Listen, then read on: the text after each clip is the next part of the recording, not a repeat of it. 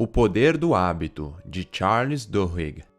Talvez você tenha tomado uma decisão em sua vida: começar a praticar atividades físicas, parar de fumar, ver menos televisão ou perder peso.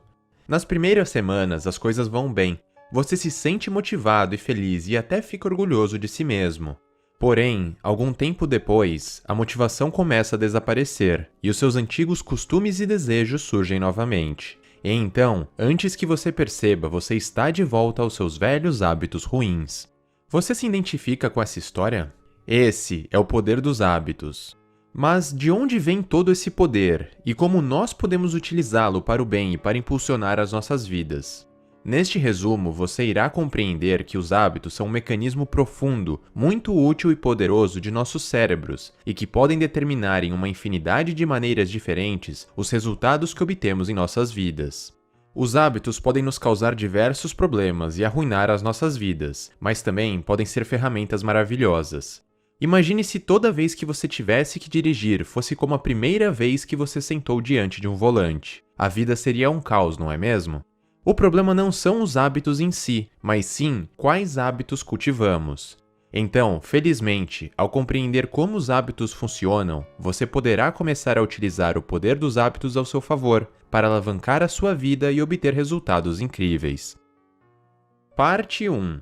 Os hábitos economizam nossos esforços e facilitam nossas vidas. Eles são ciclos simples, formados por uma deixa, uma rotina e uma recompensa.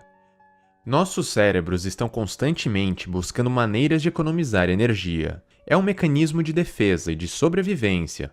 Estudos mostram que uma das maneiras mais eficientes deles fazerem isto é tornando atividades em hábitos.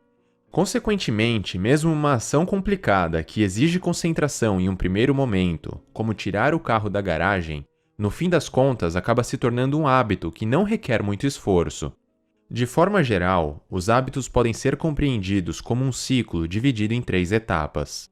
A primeira parte é a deixa. É um gatilho que cria um pico de atividade cerebral e que faz com que o seu cérebro automaticamente decida qual hábito é apropriado e que deve ser executado para aquela situação.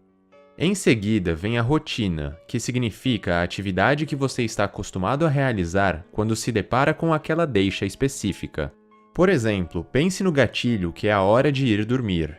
Sem precisar pensar, você vai ao banheiro e escova os seus dentes com seu cérebro no piloto automático.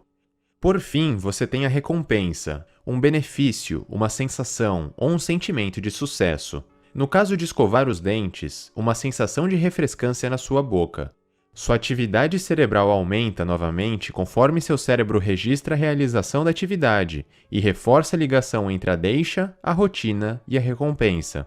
E é exatamente esse reforço e essa associação que permite a criação de novos hábitos e a consolidação de hábitos antigos. Os hábitos podem ser incrivelmente resilientes.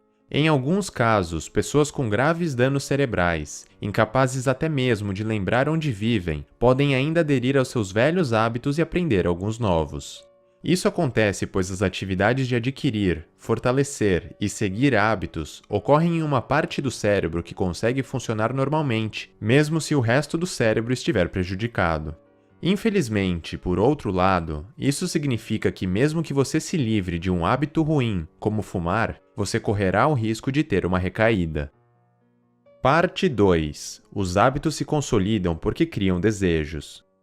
Imagine a seguinte situação. Ao longo do último ano, você comprou e comeu deliciosos e açucarados biscoitos de chocolate em uma cafeteria no local em que você trabalha. Digamos que isso era apenas uma recompensa pelo seu dia de trabalho difícil. Infelizmente, conforme alguns dos seus amigos já haviam apontado, você começou a ganhar uns quilos. E por esse motivo você decidiu se livrar desse hábito. Mas como você imagina que seria sua primeira tarde ao passar em frente à cafeteria? O mais provável é que, ou você vai comer só mais um biscoitinho, ou você vai para casa num péssimo humor. Livrar-se de um hábito ruim é difícil porque você desenvolve um anseio pela recompensa que está no fim do ciclo do hábito. Estudos em animais mostram que uma vez que eles se acostumam com um simples hábito, seus cérebros começam a antecipar a recompensa antes mesmo que eles a recebam. E, uma vez que eles a antecipem, negá-los à real recompensa torna-os frustrados e deprimidos. Esta é a base neurológica dos desejos. Os anseios também funcionam para os bons hábitos. Estudos indicam que pessoas que conseguem se exercitar habitualmente possuem um forte desejo por algo que será obtido após a prática do exercício, seja a descarga de endorfina, o sentimento de realização, a saúde ou um pequeno prazer, como comer um pedaço de chocolate, que eles se permitem após a prática. É exatamente este desejo pelos benefícios que serão obtidos que fortalece o hábito. Deixas e recompensas sozinhas não são o suficiente. Empresas e agências de publicidade trabalham duro para entender e criar tais hábitos nos consumidores. Um exemplo disso foi Claude Hopkins, o homem que tornou a pasta de dente Pepsodent um sucesso, quando inúmeras outras pastas de dente haviam falhado. Ele compreendeu o mecanismo dos hábitos e forneceu a recompensa ideal que criava o desejo nas pessoas, a sensação de refrescância e limpeza que hoje é padrão em todas as pastas de dente. Aquela sensação não apenas provou aos clientes que o produto funcionava, mas também tornou tangível a recompensa que começou a criar desejos e que garantiu o sucesso da marca. Parte 3. Para mudar um hábito, substitua a velha rotina por uma nova e acredite profundamente na mudança. Pergunte a qualquer fumante que deseja parar. Quando o desejo pela nicotina bate, é quase impossível ignorar. Sendo assim, o truque é continuar atendendo ao desejo, mas substituindo por uma outra rotina que não seja prejudicial, como fumar. Esta é a regra de ouro da mudança de hábito. Não tente simplesmente lutar contra os seus desejos. Ao invés disso, redirecione-os. Mantenha as mesmas deixas e recompensas, mas mude a sua rotina em relação àquele desejo. Um estudo mostrou que uma das organizações mais conhecidas por mudar hábitos no mundo usa este método com grande efetividade. O Alcoólatras Anônimos, AA, pode ter ajudado cerca de 10 milhões de alcoólatras a largarem o hábito. A organização pede que os participantes listem exatamente o que eles desejam ao beber. Normalmente, fatores como relaxamento e companheirismo são muito mais importantes, na verdade, do que a vontade de ficar bêbado ou intoxicado. Então, a organização fornece novas rotinas que atendam esses desejos, substituindo a bebida por coisas menos prejudiciais, tais como frequentar reuniões e socializar com pessoas que os compreendam. Embora em geral isso funcione bem, situações estressantes podem causar recaídas. Por exemplo, um alcoólatra recuperado há alguns anos pode receber um telefonema do hospital e ficar sabendo que sua mãe está com câncer. Depois de desligar, ele sai do trabalho e vai diretamente para um bar, e então enche a cara como nos velhos tempos. Um estudo mostrou que o componente que separa ter recaídas ou continuar longe do álcool é a crença. Espiritualidade e Deus estão presentes na filosofia do Alcoólatras Anônimos, mas não é, necessariamente, o componente religioso em si que ajuda as pessoas a se manterem sóbrias. Ter fé e acreditar em algo maior ajuda participantes também a acreditar na possibilidade e em sua capacidade de mudarem a si mesmos, o que significa torná-los mais fortes diante dos eventos estressantes na vida. Parte 4. Grandes mudanças podem ser alcançadas ao focar em hábitos angulares e ao conquistar pequenas vitórias. Quando Paul O'Neill se tornou presidente-geral da empresa de alumínio Alcoa, os investidores ficaram incrédulos. Ao declarar que a sua prioridade número 1 era a segurança no ambiente de trabalho, a apreensão deles ficou ainda pior. Um investidor chegou a dizer aos seus clientes que o conselho havia colocado um hippie doido no controle e que provavelmente acabaria com a empresa. Mas ele estava totalmente errado. Paul O'Neill fez a empresa dar a volta por cima, aumentando a receita anual em 5%. Ele entendeu que os hábitos também existem nas organizações e que, se ele queria mudar o destino da Alcoa, ele precisava mudar os hábitos da empresa. Mas nem todos os hábitos possuem o mesmo peso. Alguns hábitos, conhecidos como hábitos angulares, são mais importantes do que os outros, porque aderir a eles gera efeitos positivos em diversas outras áreas. Por exemplo, um estudo indicou que médicos têm dificuldades em fazer pessoas obesas a mudarem seus estilos de vida. Mas quando os pacientes focam em desenvolver hábitos angulares, tais como praticar seu esporte preferido ou escrever um diário de alimentação, outros hábitos positivos, como alimentar-se de forma mais saudável e manter-se ativo ao longo do dia, começam a surgir automaticamente. E ao insistir que a segurança no ambiente de trabalho deveria vir em primeiro lugar, O'Neill forçou gerentes e empregados a pensarem sobre como o processo de produção poderia ser mais seguro e como essas sugestões poderiam ser bem comunicadas aos demais funcionários. O resultado final foi muito bom e, consequentemente, a produção se tornou mais lucrativa. A razão pela qual um hábito angular funciona é que ele fornece pequenas vitórias, trazendo sucessos mais cedo que são, de certa forma, bem mais fáceis de serem atingidos.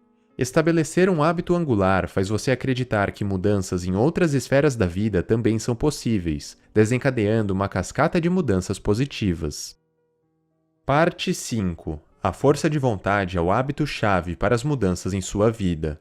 Nos anos 60, pesquisadores da Universidade de Stanford conduziram um famoso estudo sobre a força de vontade. Uma grande quantidade de crianças de 4 anos de idade foi levada, uma por uma, para uma sala onde o experimento era realizado. Nessa sala, havia uma mesa com marshmallow sobre ela. O pesquisador dava a cada criança 2 opções: comer um marshmallow naquele momento ou esperar por alguns minutos e, ao invés de receber apenas um, receber 2 marshmallows. Então, o pesquisador se retirava da sala e só retornava após 15 minutos. Apenas cerca de 30% das crianças foi capaz de não devorar o marshmallow na ausência do pesquisador. Mas o mais interessante foi o seguinte: anos mais tarde, os pesquisadores rastrearam e analisaram os participantes desse estudo, que agora eram adultos, e eles descobriram que aqueles que apresentaram maior força de vontade para suportar os 15 minutos do teste acabaram se tornando os melhores alunos de suas escolas, eram em média mais populares e os menos propensos a consumir drogas. Pelo que foi descoberto, a força de vontade se mostrou como um hábito-chave para mudar a vida por completo. Estudos mais recentes confirmam esse resultado. Por exemplo, em 2005, um estudo com alunos do ensino médio demonstrou que aqueles que possuíam os níveis mais altos de força de vontade tinham, em média, as melhores notas na escola e tinham as maiores probabilidades de entrar nas mais concorridas universidades.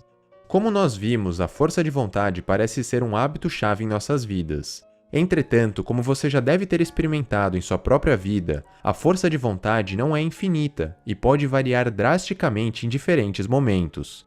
Em alguns dias, fazer exercícios físicos pode ser fácil, e em outros, sair do sofá pode parecer impossível. Mas por que isso acontece? A verdade é que a força de vontade é como um músculo, que fica cansado e até exausto. Pense na força de vontade como uma bateria. Em determinados momentos, a carga está cheia, mas à medida que você realiza tarefas e pratica atividades, a carga da bateria vai diminuindo. É por esse motivo que, após passar o dia inteiro resolvendo problemas e trabalhando em tarefas exaustivas, nós raramente temos energia para praticarmos atividades físicas, estudarmos uma nova língua ou fazer melhores escolhas relacionadas à nossa alimentação. Por outro lado, toda vez que você realiza tarefas que demandam dessa energia, você está, na verdade, treinando o músculo da força de vontade e, consequentemente, aumentando a capacidade da sua bateria.